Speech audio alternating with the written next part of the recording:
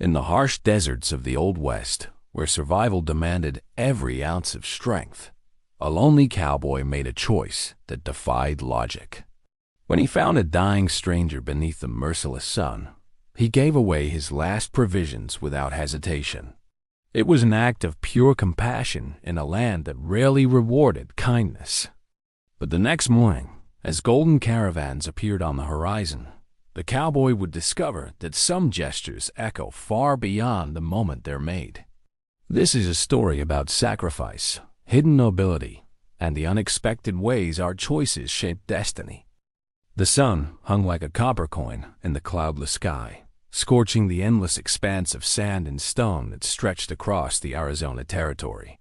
Jack Morrison had been riding for 3 days straight, his weathered face hidden beneath a dust-covered hat, his lips cracked from thirst.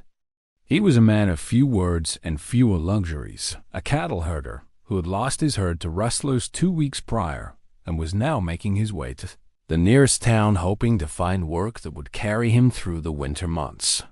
His horse, a loyal Maori named Dusty, moved with tired determination across the barren landscape.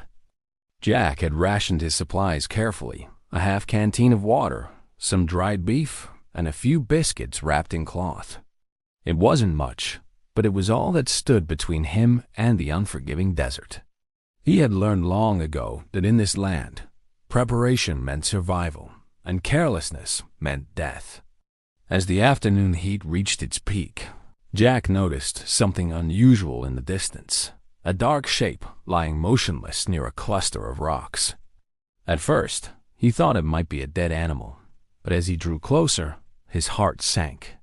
It was a man, collapsed face down in the sand, his clothes torn and faded, his body completely still. Jack dismounted quickly, his boots hitting the ground with a soft thud. He approached cautiously, his hand instinctively resting on the revolver at his hip. Though he sensed no danger here, only tragedy. The stranger was barely breathing. His skin was sunburned and peeling, his lips swollen and bleeding. He couldn't have been more than 30 years old, but suffering had aged him prematurely. There were no supplies nearby, no horse, no water flask, nothing that might explain how he had ended up here or how long he had been dying in this desolate place. Jack knelt beside him and gently turned him over. The man's eyes fluttered open briefly, revealing dark irises filled with pain and desperation. He tried to speak, but only a hoarse whisper emerged, inaudible against the desert wind. Jack knew the stakes immediately. This man would die within hours, without water and food. But Jack's own supplies were dangerously low. If he shared what little he had, he might not make it to town himself. The nearest settlement was still a full day's ride away, perhaps more if the terrain proved difficult. It was a cruel calculation, the kind that the desert forced upon travelers with cold indifference. Help this stranger and risk his own life, or preserve his resources and leave the man to his fate. For a long moment, Jack stared at the dying stranger, his conscience warring with his survival instinct. He thought of the hard years that had shaped him, the losses he had endured, the betrayals he had witnessed. The world had rarely shown him mercy, and the desert respected only the strong. Yet as he looked into those suffering eyes, he saw something that stirred a memory, perhaps his own father, who had died helping a neighbor during a prairie fire, or his younger brother, who had perished from illness because they couldn't afford a doctor. He saw humanity stripped to its essence, vulnerable and desperate, asking for nothing except the chance to live one more day. Jack made his decision. He lifted the canteen from his belt and carefully poured water between the stranger's cracked lips. The man coughed and sputtered, but then drank with desperate urgency. Jack had to pull the canteen away to prevent him from consuming too much too quickly. Then he unwrapped the dried beef and softened it with water, feeding small pieces to the stranger until some color returned to his face. He used his last clean cloth to shield the man's face from the sun and moved him into the shade of the rocks. It took nearly an hour of careful attention, but gradually, the stranger's breathing steadied and his eyes gained focus. When the man could finally speak, his voice was weak but filled with gratitude. He introduced himself simply as Rashid, offering no other explanation. His accent was unusual, definitely not from these territories, but Jack didn't press for details. In the West, a man's past was his own business. Rashid tried to stand, but his legs buckled immediately. Jack caught him and helped him onto Dusty, knowing that walking was impossible in his condition. They would have to share the horse and move slowly, which meant their supplies would run out long before they reached town. As the sun began its descent toward the horizon, painting the desert in shades of orange and crimson, Jack led his horse forward with Rashid slumped in the saddle. He had given away more than half his water and most of his food to a complete stranger. His throat was already burning with thirst, and his stomach growled with hunger. The rational part of his mind screamed that he had made a foolish choice, that compassion in the desert was a luxury that killed men. But somewhere deeper, in a place that had survived despite all the hardships he had endured, Jack felt something he hadn't experienced in years, the quiet satisfaction of knowing he had chosen humanity over survival, kindness over cruelty. Whether it would cost him his life remained to be seen. The night in the desert brought a cold that cut through clothing like knives made of ice. Jack had built a small fire using dried brush he found near the rocks, but it provided little warmth against the plummeting temperature. Rashid lay wrapped in Jack's only blanket, his body still weak and trembling. Jack sat with his back against a boulder, his arms wrapped around himself, watching the flames dance and flicker. His canteen was nearly empty now, and hunger gnawed at his insides. The town was still at least 12 hours away, probably more at their current pace. Rashid stirred and opened his eyes, looking across the fire at his rescuer. For the first time since Jack had found him, awareness and intelligence shone clearly in his gaze. He studied Jack for a long moment, as if trying to understand what kind of man would risk everything for a stranger. Finally he spoke, his voice still raspy but stronger than before. He told Jack that he had been traveling with a merchant caravan that was attacked by bandits 3 days prior. He had managed to escape during the chaos, but had lost his horse and all supplies in the process. He had been wandering in circles ever since, slowly dying under the relentless sun. Jack listened without interrupting, his face impassive.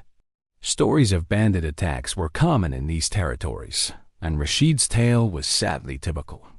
But there was something about the way Rashid spoke, a certain dignity and refinement in his manner despite his desperate condition, that suggested he was more than just a common merchant's assistant. His hands, though blistered and damaged by the desert, showed signs of someone unused to hard labor. His speech, when not impaired by dehydration, carried an education and worldliness that seemed out of place in this harsh landscape. As the fire burned lower, Rashid asked Jack why he had helped him. It was a simple question, but it carried enormous weight. Jack was silent for a long time, staring into the glowing embers. Finally, he spoke about his father, about the values he had learned as a boy, that a man's worth wasn't measured by what he accumulated, but by what he was willing to give away when it mattered most. He spoke about how the world had been cruel to him, how he had lost everything he had worked for, but how he refused to let that cruelty turn him into something he despised. His words were simple and unadorned, but they carried a truth that needed no embellishment. Rashid listened with an expression that was difficult to read in the flickering firelight. When Jack finished, Rashid bowed his head in a gesture that seemed to carry centuries of tradition behind it. He told Jack that where he came from, there was a saying, "The tree that gives shade to strangers will find shelter when storms come." Jack didn't fully understand the meaning, and Rashid didn't elaborate. Instead, he closed his eyes and rested, leaving Jack to wonder about the strange passenger fate had delivered to him. The next morning arrived with a pale dawn that promised another day of brutal heat. Jack's body protested every movement as he rose stiffly from the cold ground. His throat felt like sandpaper, and his head throbbed with the beginning stages of dehydration. The canteen held perhaps 2 mouthfuls of water, not nearly enough for both of them to survive the journey ahead. He looked at Rashid, who was also stirring, and made a grim assessment. The stranger was in slightly better condition now, but still weak. If Jack pushed them hard, they might reach town by sunset, but it would require every ounce of strength they both possessed. They set out as the sun cleared the horizon, Jack walking beside Dusty while Rashid rode. The landscape remained monotonously hostile, endless stretches of sand interrupted occasionally by rock formations that offered no real shelter. Jack gave Rashid the last of the water around mid-morning, ignoring the man's protests. His logic was simple. Rashid was still recovering and needed it more. Besides, Jack had survived harsh conditions before. He would either make it to town or he wouldn't. But he had made his choice the moment he decided to help this stranger, and he wasn't the kind of man who did things halfway. By noon, Jack's vision had begun to blur slightly at the edges. His legs moved mechanically, driven more by willpower than physical strength. Rashid had noticed his deteriorating condition and insisted on walking for a while to spare both Jack and the horse, but Jack refused. The stranger was still too weak, and time was running out for both of them. They pressed forward in silence, 2 men bound together by circumstance and a debt that one of them might not survive to see repaid. It was mid-afternoon when Rashid suddenly pointed toward the horizon. Jack squinted against the glare and saw something that made his heart race with desperate hope, a thin column of smoke rising in the distance. It could mean a settlement, a ranch, or even just a campfire, but it meant people and likely water. Jack felt a surge of energy despite his exhaustion. He quickened his pace, and Dusty sensed the urgency, moving faster despite her own fatigue. The smoke remained tantalizingly distant, but it gave them a target, a reason to keep pushing forward when every cell in Jack's body screamed for him to stop and rest. As they drew closer, the source of the smoke became visible, a small homestead with a modest house, a barn, and a well. Jack nearly wept with relief. They stumbled into the yard, just as a woman emerged from the house, her eyes widening at the sight of the 2 desperate travelers. She called for her husband, and within minutes, Jack and Rashid were given water, food, and a place to rest. The homesteaders asked few questions, recognizing the signs of men who had narrowly escaped death in the desert. Jack collapsed onto a cot in the barn, his body finally giving in to exhaustion. As consciousness faded, his last thought was relief that they had both survived, and that his gamble on human decency had paid off. He had no idea that the real story was just beginning. Jack woke the next morning feeling like he had been trampled by cattle. Every muscle ached, and his skin was tender from sunburn despite his weathered complexion. The homesteaders, a kind couple named Sarah and Tom, had provided simple but nourishing food and all the water he could drink. Rashid was already up, looking remarkably recovered considering his condition just the day before. There was something different about him this morning, a certain composure and authority that had not been visible when he was dying in the desert. After breakfast, Tom offered to take them into town in his wagon, which was scheduled to head there later that day for supplies. Jack accepted gratefully, knowing that Dusty needed rest as much as he did. As they prepared for the journey, Rashid pulled Jack aside, his expression serious. He told Jack that he needed to reveal something important, something he should have said earlier, but couldn't while he was uncertain they would survive. Jack listened with growing surprise as Rashid explained that he wasn't just a merchant assistant. He was the nephew of a powerful sultan from a distant land across the ocean. Jack's first reaction was disbelief. The story sounded like something from the adventure novels that occasionally made their way through frontier towns. But Rashid continued, explaining that he had been traveling through America as part of a diplomatic mission to learn about Western commerce and culture. His uncle, Sultan Kaling, ruled over vast territories and commanded resources that made the wealthiest American businessmen look modest by comparison. The caravan that had been attacked wasn't just carrying trade goods, it had been transporting gifts and diplomatic correspondence worth a small fortune. Rashid's eyes were earnest as he told Jack that his uncle was extremely protective of family and valued loyalty and honor above all else. When Rashid had become separated from his guards during the bandit attack, he had assumed he would die in the desert.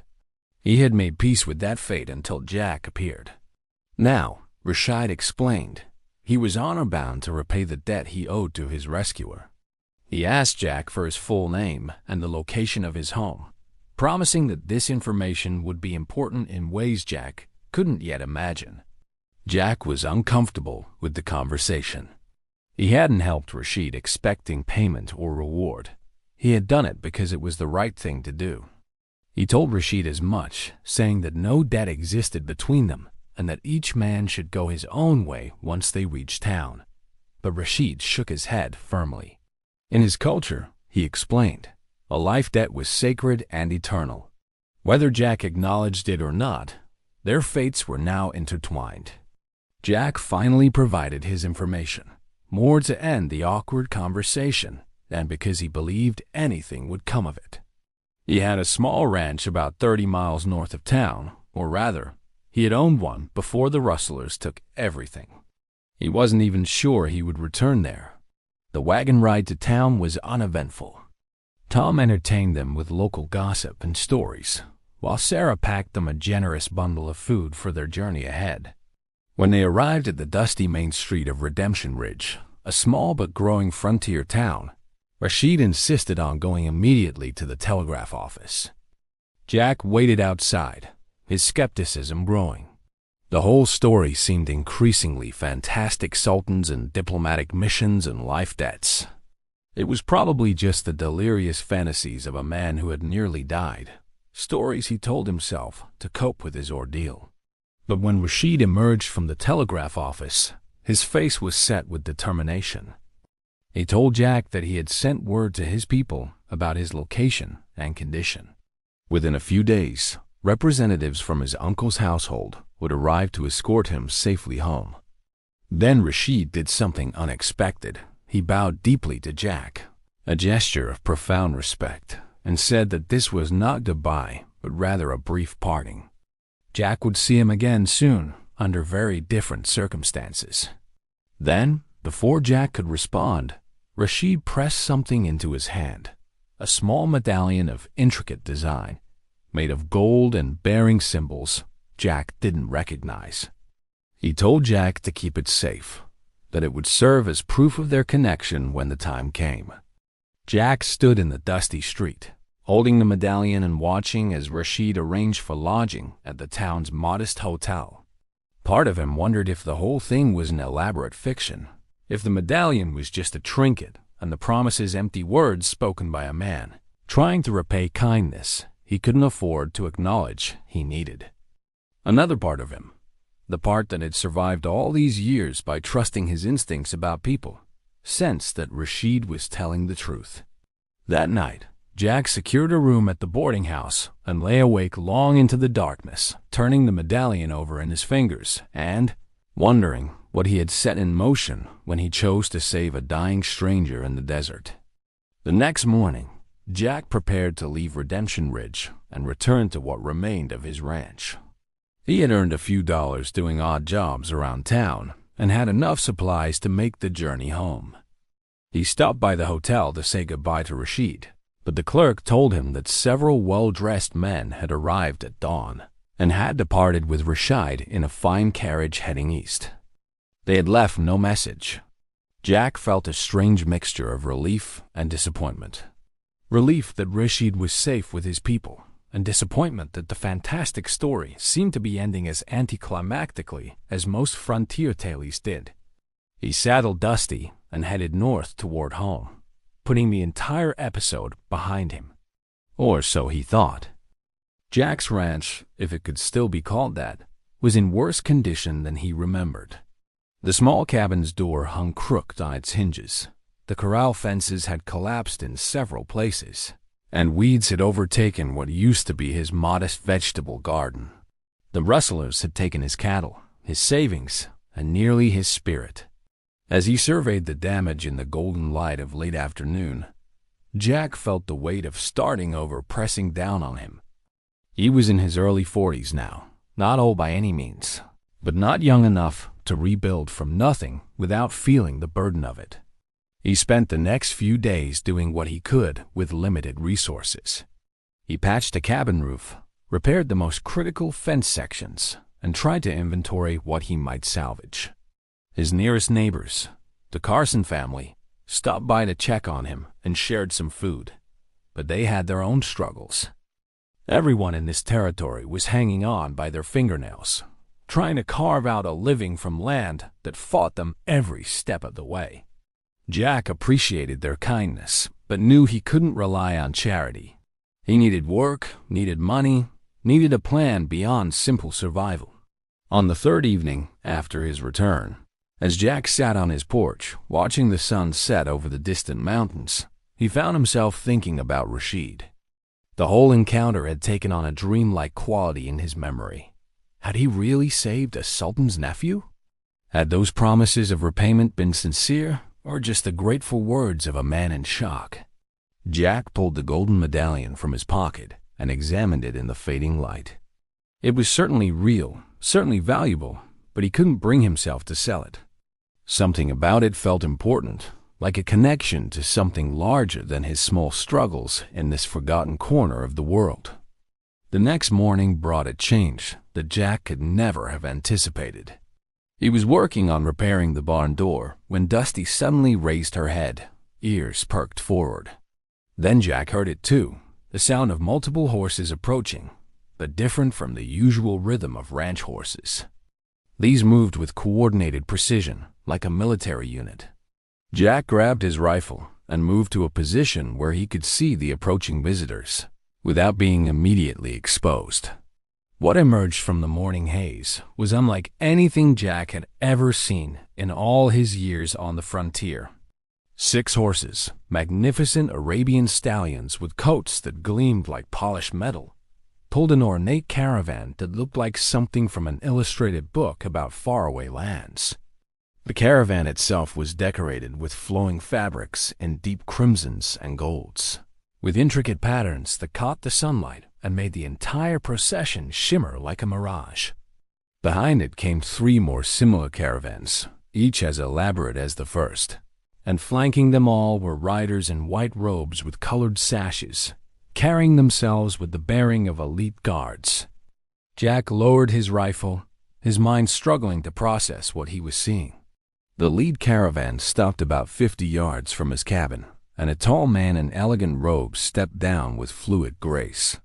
He approached Jack with measured steps, stopping at a respectful distance. His voice, when he spoke, carried a strong accent but perfect English. He introduced himself as Karim, senior advisor to Sultan Kalim, and stated that he had been sent to find Jack Morrison on the direct orders of His Excellency, prompted by the urgent recommendation of the Sultan's beloved nephew, Rashid. Jack stood speechless as Karim explained that Rashid had arrived home safely and had immediately told his uncle the story of the American cowboy who had sacrificed his own survival to save a stranger in the desert. The Sultan had been deeply moved by this tale of selfless courage and had declared that such nobility must be honored according to the traditions of his people. Karim bowed slightly and said that he had been sent to repay the life debt in a manner befitting the service Jack had rendered. At Karim's signal, the other caravans opened, and servants began unloading their contents. Jack watched in stunned disbelief as his simple ranch yard transformed before his eyes. There were chests of gold coins, more money than Jack could earn in 10 lifetimes. There were fine horses, including 3 breeding pairs of the same magnificent Arabians that had pulled the caravans. There were tools of the highest quality, building materials, seeds, and supplies of every description. There were weapons, including a rifle so finely crafted it looked like art. There were fabrics, spices, and trade goods that could be sold for substantial profits in any frontier town. But Karim wasn't finished. He explained that Sultan Khalim had also purchased the neighboring properties on both sides of Jack's ranch, expanding his holdings to over 1,000 acres of prime grazing land. Legal documents, all properly filed and recorded, were presented to Jack, making him one of the largest landowners in the territory. Additionally, Karim introduced a man named Hassan, an expert in animal husbandry and ranch management, who had volunteered to stay in America for a year to help Jack establish a successful operation. 10 other workers, all skilled and eager, had also come to help build the ranch into something magnificent. Jack's legs felt weak. He sat down on the porch steps, unable to speak. His mind reeled at the impossibility of what was happening. From losing everything to becoming wealthy beyond imagination in a matter of days, it was too much to process. Karim seemed to understand his shock and gave him time to absorb the news. Finally, Karim handed Jack a sealed letter. It was from Rashid, written in careful English on paper so fine it felt like fabric. The letter was simple but profound.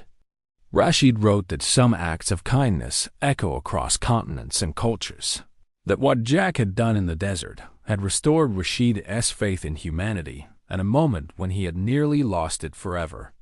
The gifts, Rashid explained, were not payment. True kindness could never be bought or paid for. Rather, they were a symbolic acknowledgement that Jack's character represented the highest ideals that all people, regardless of their origin, should aspire to embody. The letter concluded with an invitation. If Jack ever wished to visit Rashid's homeland, he would be received as an honored guest and brother. As the sun climbed higher in the sky, Jack looked around at the transformation of his property. The golden caravans gleamed in the morning light, the beautiful horses grazed peacefully in his corral, and skilled workers were already beginning to organize the supplies and plan the construction projects that would turn his failing ranch into a prosperous enterprise. He thought about the choice he had made in the desert, the moment when he had decided that a stranger's life was worth more than his own supplies. He had expected nothing from that choice, had been prepared to pay the ultimate price for it. Now, impossibly, that single act of compassion had changed everything. The transformation of Jack's ranch over the following weeks became the stuff of legend throughout the territory. News traveled fast on the frontier, and soon people came from surrounding counties just to see the miraculous change. Where there had been a struggling homestead, there now stood a thriving operation that combined the best of Western practicality with exotic touches. From Rashid's distant homeland, the new barns were larger and better constructed than most houses in the region. The fences were strong and professionally built. A new well had been dug, providing abundant water. The ranch even had a proper bunkhouse for the workers, built to standards that made it more comfortable than most frontier homes. Hassan proved to be an invaluable asset. His knowledge of horse breeding and ranch management was extraordinary, and he approached every task with both expertise and genuine enthusiasm. Under his guidance, the Arabian horses began to breed with Jack's surviving stock, creating offspring that promised to be as beautiful as they were practical for ranch work. Hassan also introduced irrigation techniques that made the previously marginal land considerably more productive. The vegetable garden that Jack had abandoned now flourished, producing enough food to feed all the workers with surplus to sell in town. Jack found himself in an unfamiliar position, that of a wealthy landowner and employer. The workers who had come with the caravans were respectful but friendly, and they approached their tasks with a level of dedication that impressed him deeply. They told him stories of Sultan Khalim and his realm, describing a world so different from the American frontier that it seemed like pure fantasy.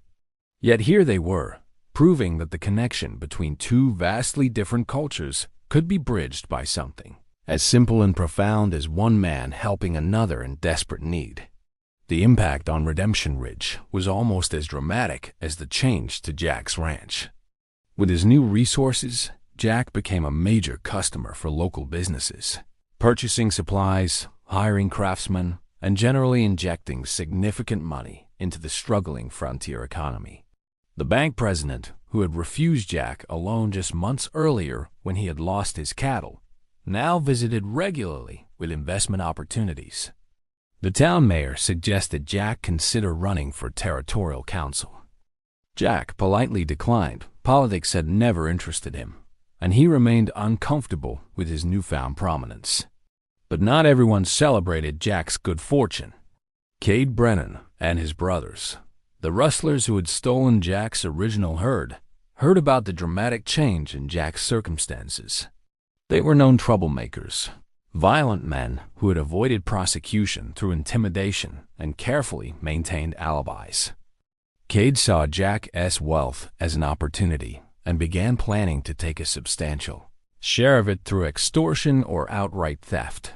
He didn't understand the nature of the men who now worked at Jack's ranch, nor did he appreciate that the elaborate gifts from the Sultan included trained guards who had sworn to protect their charge.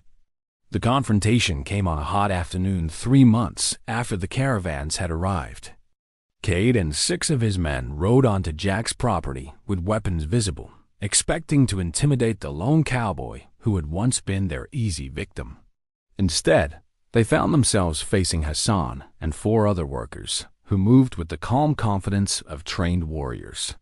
Jack emerged from the barn, rifle in hand but pointed down, and asked Cade to state his business.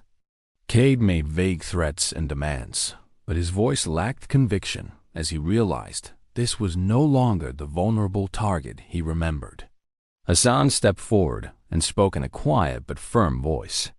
He explained that they were guests in this land and would respect its laws, but that they were also bound by sacred oaths to protect Jack Morrison and his property. If Cade and his men chose violence, it would be met with overwhelming force. There was no bravado in Hassan's words, just simple statement of fact. The guards stood ready, their hands near their weapons, but making no aggressive moves. Jack said nothing, simply watching and letting his people handle the situation. Cade, seeing he was outmatched and that witnesses from the road had stopped to watch the confrontation, cursed and rode away with his men. But Jack knew this wasn't over. Men like Cade didn't forgive public humiliation. 2 nights later, Cade returned with a dozen hired guns, planning to burn Jack's ranch to the ground under cover of darkness. They crept close to the buildings, torches ready, confident that surprise would give them victory. They were wrong. The guards Hassan had trained maintained regular night patrols, and they detected the intruders while they were still far from the buildings. What followed was brief and decisive. The guards, using tactics and coordination honed through years of professional service, captured 9 of the attackers without a single shot being fired. The others, including Cade, escaped into the night but were identified. Jack rode into town the next morning with the captured men and presented them to the sheriff, along with detailed accounts of the attempted arson. The evidence was overwhelming, and several of the captured men were willing to testify against Cade in exchange for reduced sentences. For the first time, the Brennan gang faced real justice. Within a week, Cade and his brothers were arrested, tried, and sentenced to prison terms that would keep them away from decent people for many years. The territory breathed easier, knowing the particular mess had been removed. The incident had an unexpected effect on Jack's reputation. He became known not just as the lucky cowboy who had been rewarded for his kindness, but as a man who used his resources to improve his community and stand against lawlessness. Other ranch owners began seeking his advice on security and operations. Young men came seeking employment, hoping to learn from Hassan and the other skilled workers. Jack's ranch became a model of how prosperity could be built through hard work, smart management, and mutual respect between people of different backgrounds. As the first anniversary of saving Rashid approached, Jack often sat on his porch in the evening, watching the sun set over land that now supported a thriving enterprise employing over 20 people. The golden caravans had long since departed, their precious cargo distributed and put to productive use. But their impact remained visible in every improved acre, every healthy animal, every secure building. Jack thought about the moment in the desert when he had poured his last water into a dying stranger's mouth. That single choice had not only saved Rashid's life, it had redeemed Jack's own, giving new purpose and meaning to years that had been marked more by loss than by gain. He understood now that Rashid's letter had been correct.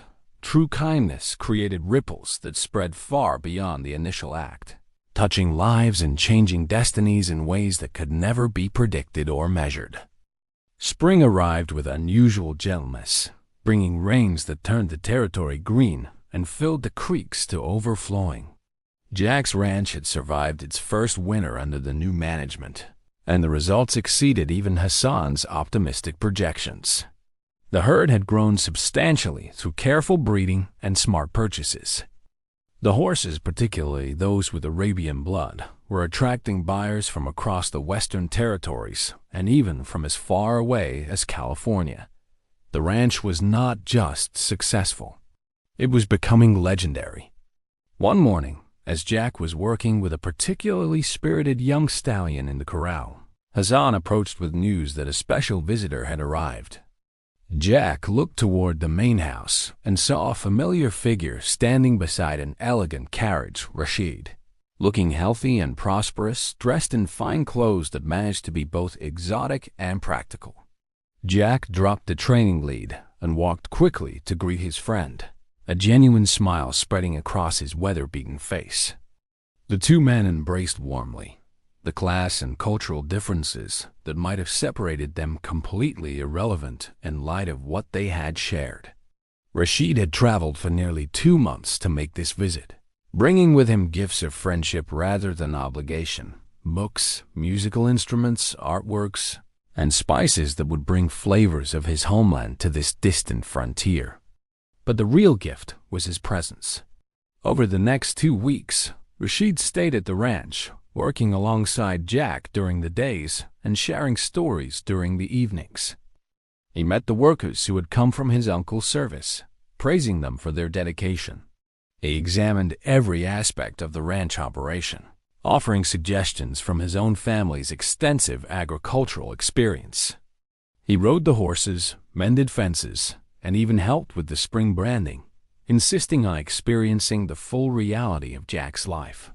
During one evening conversation around a campfire, Rashid revealed that he had been profoundly changed by his near-death experience and by Jack's selfless rescue.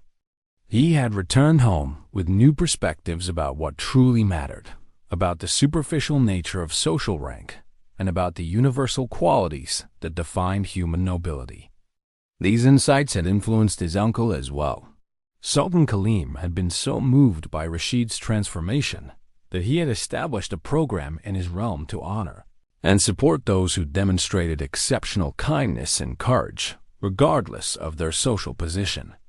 Jack's story had become a teaching tale in Rashid's homeland, used to illustrate that character transcended culture, nationality, and circumstance. Jack listened, feeling humbled and somewhat overwhelmed by the idea that his simple choice had created such far-reaching effects. He tried to explain to Rashid that he had only done what anyone should do, that there was nothing special about refusing to let another person die when you had the means to help them. But Rashid shook his head firmly. The world was full of people who claimed they would help others, he said. But when the moment of actual sacrifice arrived, when helping meant genuine risk and loss, most people discovered reasons to look away. Jack had not only looked, but had given everything he had, expecting nothing in return. That was rare, precious, and worth celebrating. On Rashid's last evening at the ranch, he made an unexpected request.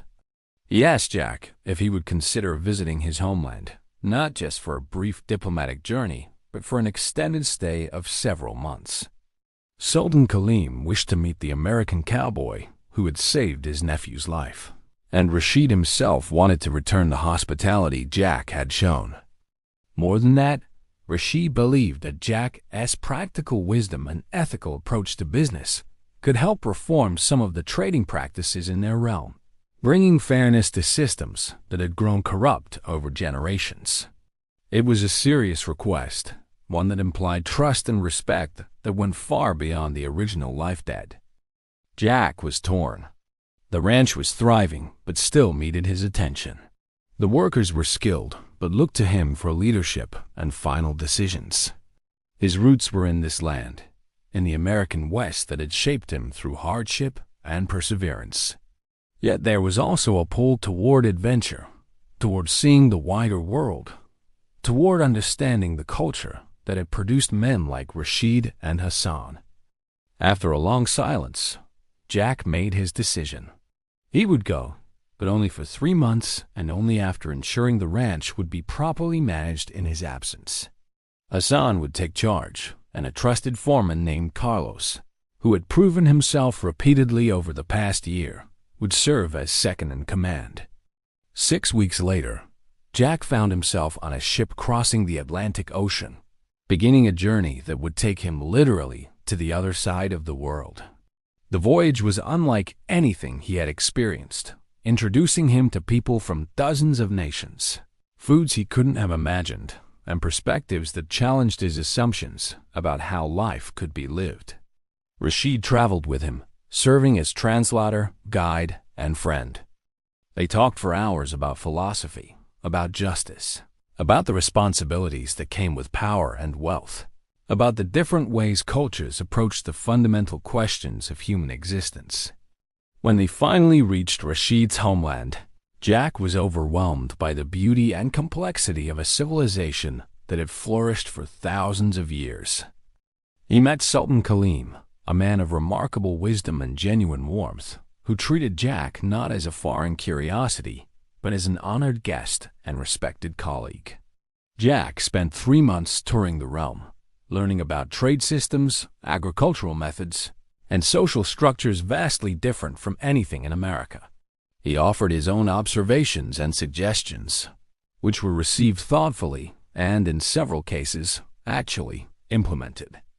But it was the ordinary people he met who affected Jack most deeply: merchants and farmers, craftsmen and scholars, people living their lives with dignity and purpose in a culture he was only beginning to understand. He saw both the beauty and the injustices of their society, the ancient wisdom and the modern problems.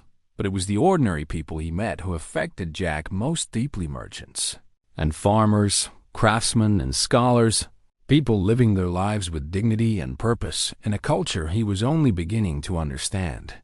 He saw both the beauty and the injustices of their society, the ancient wisdom and the modern problems. He recognized that despite the vast differences in language, religion, and custom, the fundamental hopes and fears of people were remarkably similar everywhere. Parents wanted better lives for their children. Workers sought fair compensation for honest labor. Everyone yearned for respect, security, and the chance to live with purpose. During his final week in the realm, Sultan Khalim invited Jack to a private audience in his gardens, away from the formality of the palace. The Sultan was older than Jack had initially realized, his beard more gray than black, his eyes carrying the weight of decades of leadership. He told Jack that Rashid's rescue had done more than save a beloved nephew. It had reminded him that nobility existed outside the boundaries of birth and rank, that the most important qualities of leadership were often found in the humblest circumstances.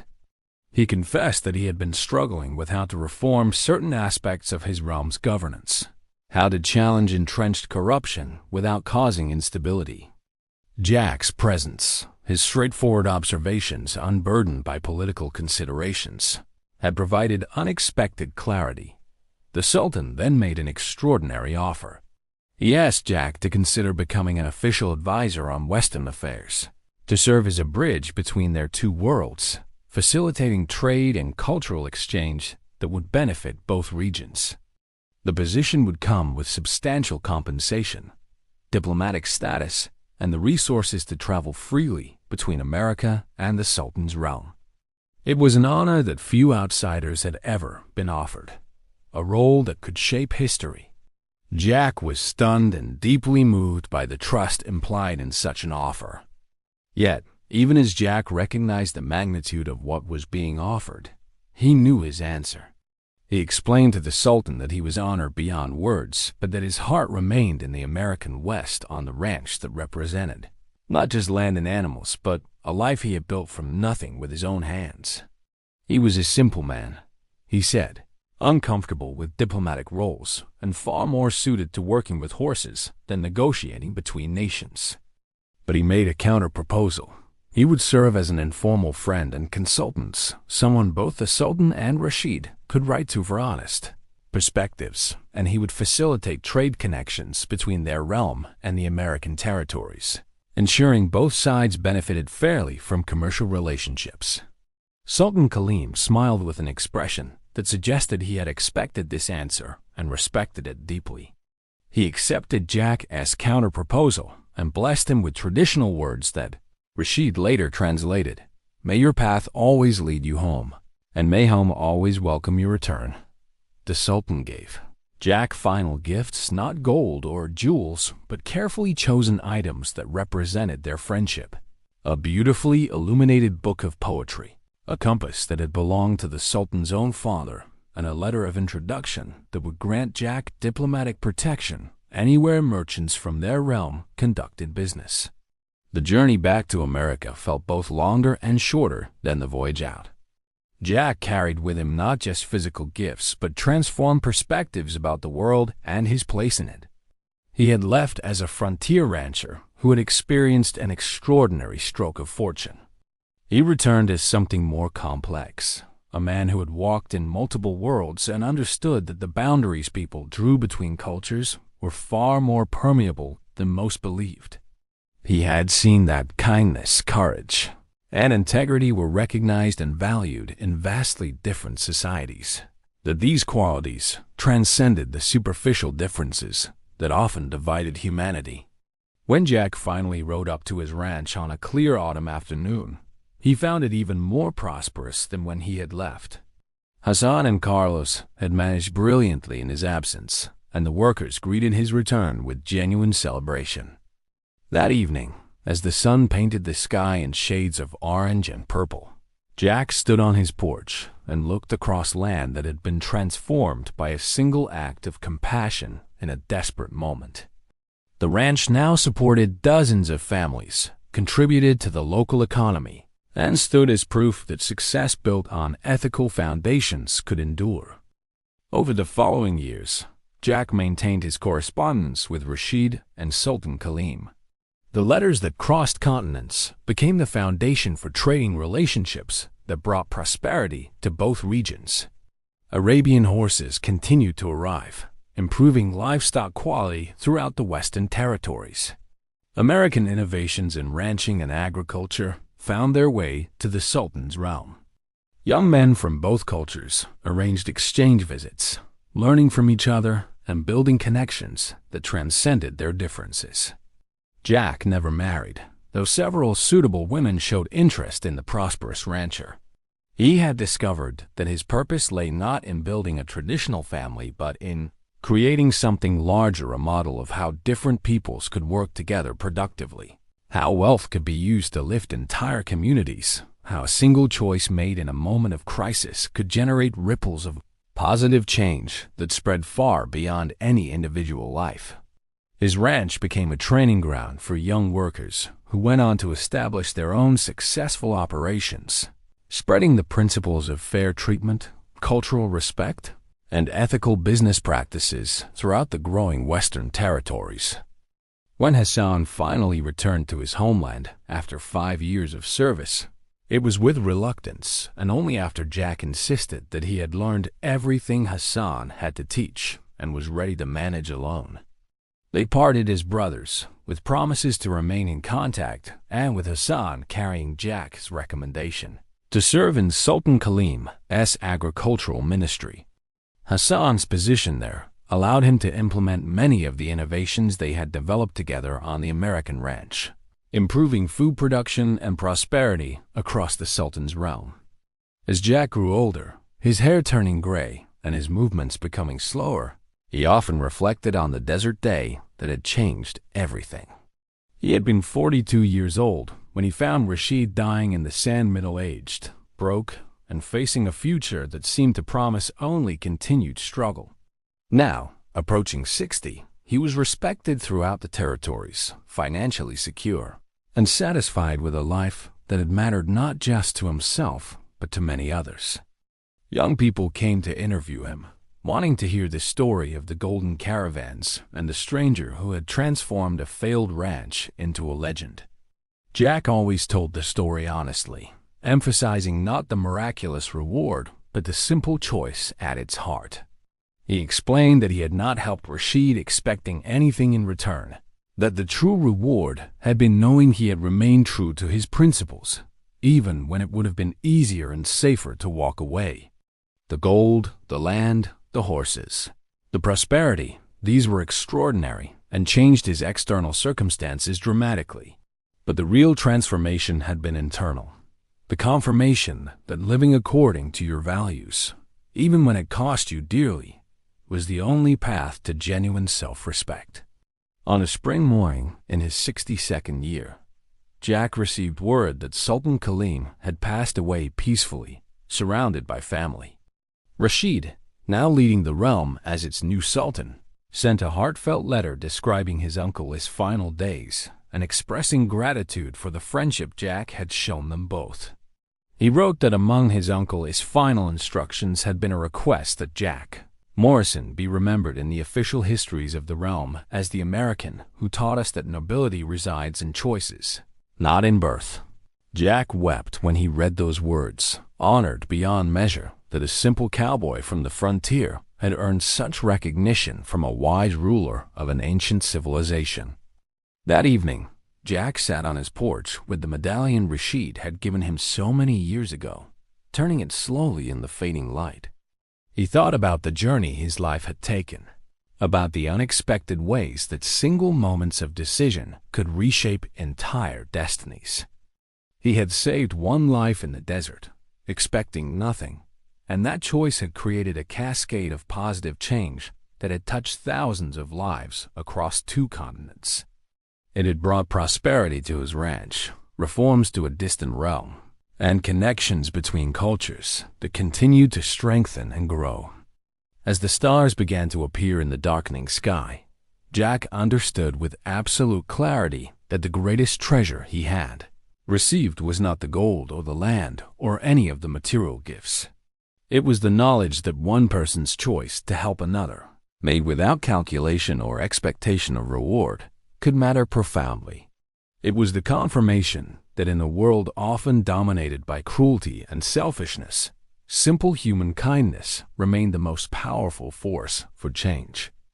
And it was the deep satisfaction of knowing that when his moment of testing had come, when the desert had demanded he choose between self-preservation and compassion, he had chosen correctly.